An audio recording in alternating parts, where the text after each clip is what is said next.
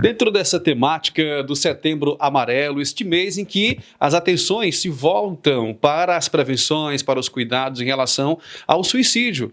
No Itapajé, muitos casos são notificados de situações como estas, de pessoas que acabam tendo no seu seio familiar alguém que já tirou ou até então já pensou em tirar a própria vida. Dando sequência a essa nossa série especial, eu converso hoje com a psicóloga, a doutora Wanderly Lima, ela que é psicóloga itapajense, já atua aqui no Itapajé há vários anos nessa área da psicologia e fala um pouco mais para a gente sobre essa temática. Doutora Wanderly, a importância e como está relacionada a psicologia no acompanhamento e no acolhimento destas pessoas com pensamentos suicidas. De acordo com a psicologia, ela vem facilitar para que a pessoa ela possa ter um entendimento das suas emoções, dos seus comportamentos emocionais, e isso vai lidar através de quê? Sentimentos, pensamentos e emoções. É necessário que eu, quanto pessoa, passe a me observar como está a minha emoção, para que eu possa lidar com esses comportamentos emocionais, para que eu não possa ter necessariamente um comportamento impulsivo mediante algum ato emocional. Muitas das nossas situações, no nosso dia a dia, nosso cotidiano, a vida a qual nós estamos, até mesmo referente aos dias atuais, ainda sob o impacto de uma pandemia, é percebido que 12 mil pessoas a mais no Brasil tiram a própria vida. Mais de 1 milhão de pessoas no mundo. Necessariamente 96,8% estão ligadas a fatores de transtornos mentais. Então, assim, a psicologia ela vem justamente preparar a pessoa para esse autoconhecimento, o conhecimento de si, para que possa necessariamente também fazer que tenha atos de prevenção emocional, psicológica e, principalmente, ter sentido e amor à vida. Wanderly, existem alguns sinais que são visíveis a leigos como pessoas comuns, não profissionais médicos ou psicólogos, mas existem sinais indicativos que as pessoas comuns possam observar que ali há um distúrbio no comportamento, que aquela pessoa já deve precisar de algum tipo de ajuda? Sim, é necessário, principalmente com quem a gente convive, muitas das vezes no nosso contexto familiar, observar como está o comportamento dessa pessoa, se silenciou, se está mais isolado, se mudou a questão do humor, como que está a alteração desse humor, está eufórico demais ou necessariamente está silencioso demais. Então tudo precisa ser observado, tudo precisa ser entendido e compreendido. Como que está essa pessoa? Está passando por alguma angústia, algum problema? E aí justamente observar de que forma eu posso ajudar. Com um diálogo em casa, com uma compreensão, sim, se faz necessário esse primeiro movimento. Depois ofertar ajuda. Muitas vezes, sim, é até visto isso, que muitas das vezes as pessoas elas não buscam ajuda necessariamente, às vezes, com as pessoas mais próximas do contexto familiar. Mas, em alguns casos, buscam ajuda com o melhor amigo, buscam ajuda fora. E mesmo assim, ainda assim, é necessário, a pessoa que faz essa escuta, que no primeiro momento a pessoa necessita de uma escuta. Possa ser do amigo, possa ser do namorado, da namorada, possa ser da esposa. Enfim, é necessário fazer essa escuta sem fazer-se interrogações, tantos questionamentos. Porque naquele dado momento a pessoa ela quer expressar, ela quer colocar fora, externalizar a sua dor. E aí no momento, o que eu oriento? Faça uma escuta. Embora depois você possa buscar ajuda, seja uma ajuda profissional, até orientar esta pessoa para que possa ter necessariamente a coragem, o entendimento de buscar uma ajuda, muitas vezes de um psicólogo, muitas vezes de um psiquiatra, muitas vezes de um outro especialista da área da saúde. Então se faz necessário despertar essa consciência da importância da ajuda. E quando esse familiar ou um amigo próximo deve acender o sinal de alerta, qual momento ele é apropriado ou existe um momento indicado para que a pessoa já deva buscar uma ajuda profissional para essa pessoa que necessita desse acompanhamento?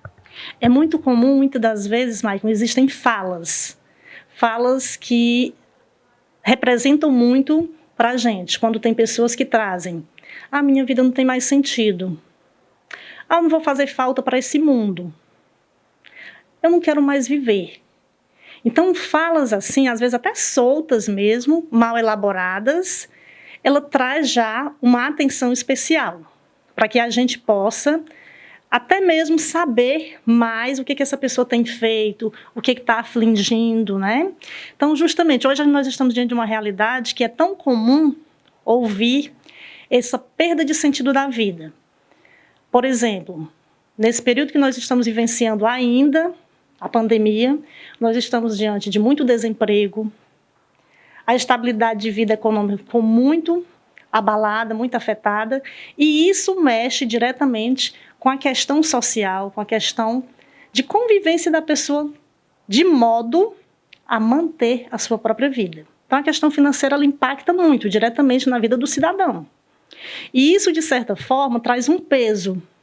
Aí vai despertando, necessariamente, algumas outras situações, como transtornos, possa ser de ansiedade, possa ser uma depressão. E dentro desse contexto pode ir surgindo algo mais, que é justamente a perda de sentido da vida. A desesperança chega forte e o ser humano ele não consegue vislumbrar possibilidades, ele não consegue enxergar que possa ter outra solução que não seja necessariamente a perda da vida. Por isso que é necessário que quem esteja com uma pessoa que esteja percebendo o comportamento, que ficou mais recluso, que saiu daquele convívio social, sim, tente acolher, tente compreender e tentar levar essa pessoa a uma ajuda, uma busca por ajuda, para que essa pessoa possa entender que ele pode ou ela ressignificar sua vida, dando importância ao sentido maior, que é a grande gratuidade do amor de Deus para com a humanidade, a vida. Psicóloga, e aquelas pessoas que já observam em si algum tipo de tristeza, como a chegada da depressão, ou algum tipo de angústia, aquela pessoa, o que dizer para essa pessoa que pode estar nos ouvindo até agora mesmo, para que ela mesma busque uma ajuda profissional? De forma deve-se incentivar essa pessoa a buscar essa ajuda por si própria?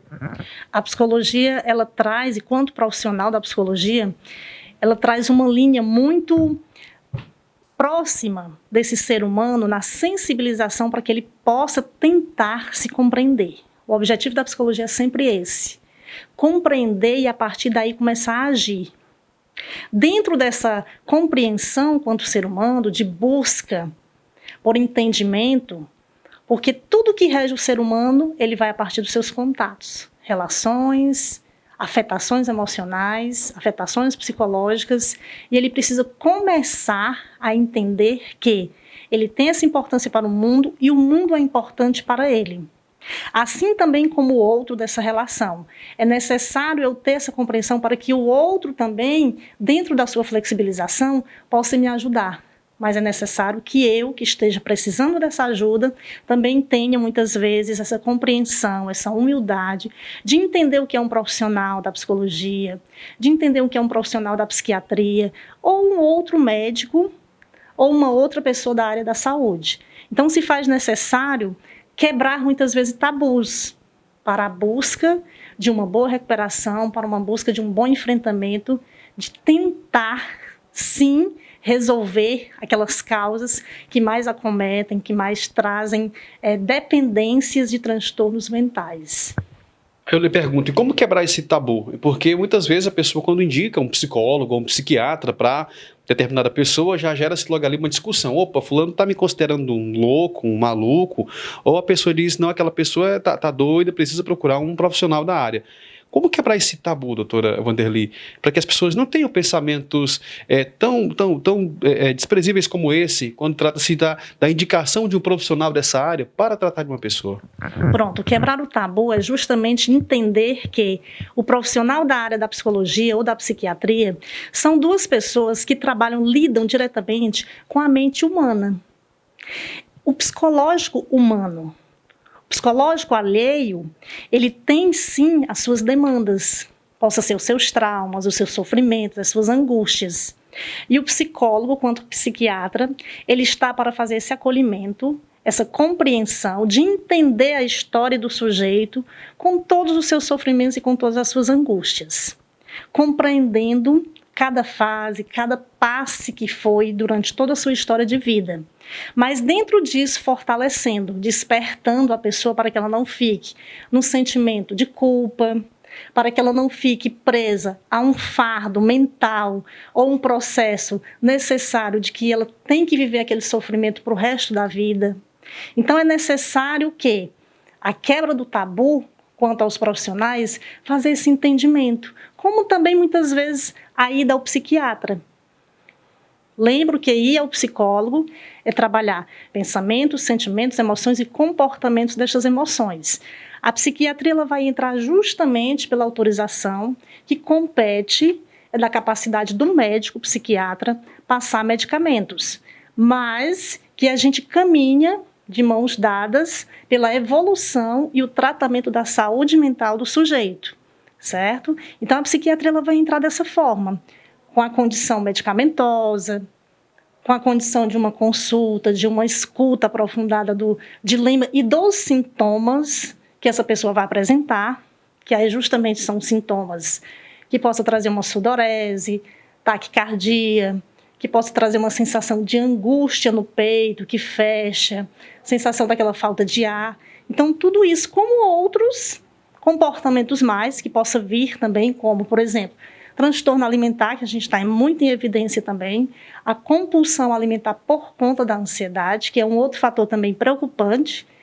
Nós estamos diante de muitas pessoas, crianças, jovens, adultos, idosos, com grande peso. Então, a obesidade ela tem sido também um fator muito preocupante também para a gente da psicologia, necessariamente também a saúde no contexto geral, porque as pessoas elas estão buscando refúgios. E com a pandemia, o aumento da ansiedade da criança ao adulto teve assim um salto muito relevante e que, de certa forma, é uma fuga. Então, necessariamente, a questão do psicólogo, com o psiquiatra e até outros profissionais da área da saúde deve ser, sim, atendido, deve ser, sim, acolhido e as pessoas devem fazer, sim, essa compreensão de enxergar a necessidade de uma busca profissional. Ok, quero que agradecer pela entrevista que nos concede a doutora Wanderli Lima, psicóloga itapajense. Eu deixo à vontade para as suas considerações finais. Quero agradecer a você, Maicon, agradecer à direção da Rádio Atitude FM, que sempre está disponível para colaborar com a saúde mental e com o bem-estar da população.